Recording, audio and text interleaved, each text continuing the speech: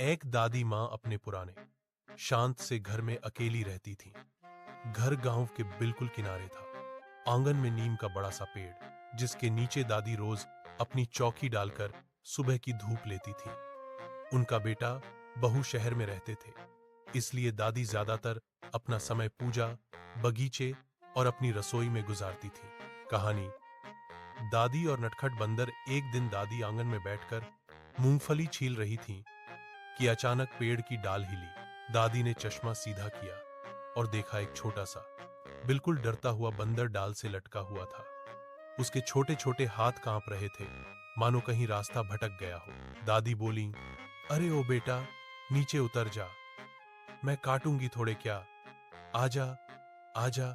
बंदर पहले डरा, मगर दादी की मीठी आवाज सुनकर धीरे धीरे नीचे आया और थोड़ी दूरी पर बैठ गया। दादी ने पहले उसे मूंगफली फेंकी, उसने सूंघा, फिर आराम से खाने लगा। दादी मुस्कुरा पड़ी। उन्हें लगा जैसे घर में फिर से कोई मेहमान आ गया हो।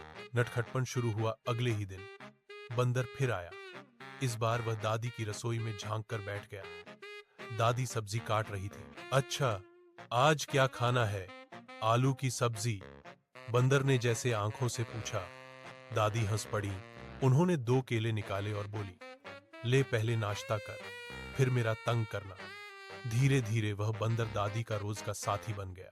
कभी वह दादी की चप्पल छुपा देता, कभी दुपट्टा लेकर भाग जाता, तो कभी आंगन में पानी भरते समय नल घुमा देता। लेकिन शाम को जब दादी अकेली महसूस करती, वही बंदर आकर उनके पास बैठ जाता, जैसे कह रहा हो, मैं हूं ना। एक दिन की मुसीबत। एक बार गांव में कुछ लड़के बंदर को पकड़ने आए।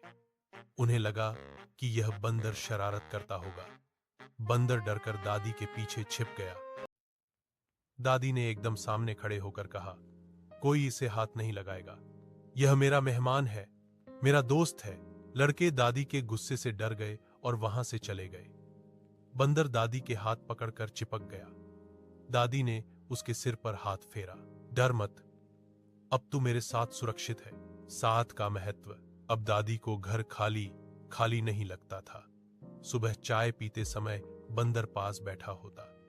दोपहर में दादी उसे कहानी सुनाती, रावण, हनुमान, जंगल, बादल इत्यादि। और रात को जब दादी नींद में सिसकती थीं, बंदर उनके बगल में आकर चुपचाप बैठ जाता। गांव वाले कहते, दादी और उनका बंदर दोनों एक दूसरे की दुनिया बन गए हैं। अंत। धीरे धीरे उस घर में अकेलापन की जगह हंसी मजाक ने ले ली।